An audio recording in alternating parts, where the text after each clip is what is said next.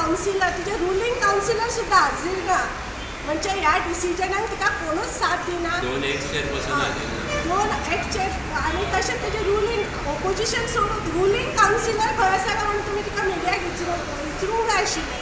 आमी माती ना तिचे कडेन आसा न्हू कोरम रुलिंगाचो, तो कित्याक ना तांकां सगळ्यांक हेजे वयलो विश्वास गेल्लो आसा.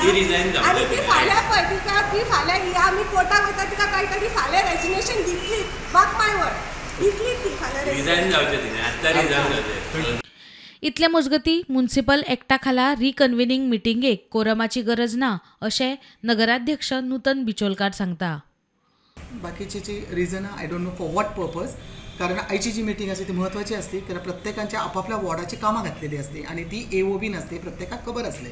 आणि जेन्ना आपल्या वॉर्डाची कामां जावंक जाय हे तळमळीन प्रत्येक कावन्सिलराची जबाबदारी म्हणून आयचे तेका हजर रावप तितलेच गरजेचे असले. आणि म्हाका दिसता तरी आसतना आमी जितली प्रपोजलां म्हाज्या कडेन पावल्ली आसा ॲट द डे 1 30 ऑक्टोबराच्या हेतून जे आमचे AO बी नासले त्यांचे सगळ्यांचे कन्सिडरेशन घेऊन त्या वॉर्डातली कामां जावंक जाय. आमचे लोक सपोर्ट जावंक फावना की जो पर्यंत हेचे रिजोल्युशन जायना कित्याक एकदा त्या मिटिंगेन घातल्या शिवाय ते कामाक आमकां चालना दिवपाक मेळना.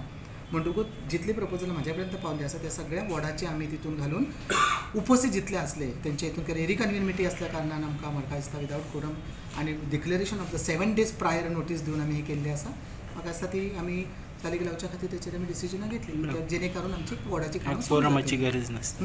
कोरमाची पर द म्युनिसिपल एक्ट म्हणटा त्याचा 78-14 त्याच्या अंतर्गत जर तुम्ही पळयत रिकन्व्हिनिंग मिटिंगाक ती कोरमची गरज नासता. प्रुडंटा खातीर श्याम सुंदर फडते.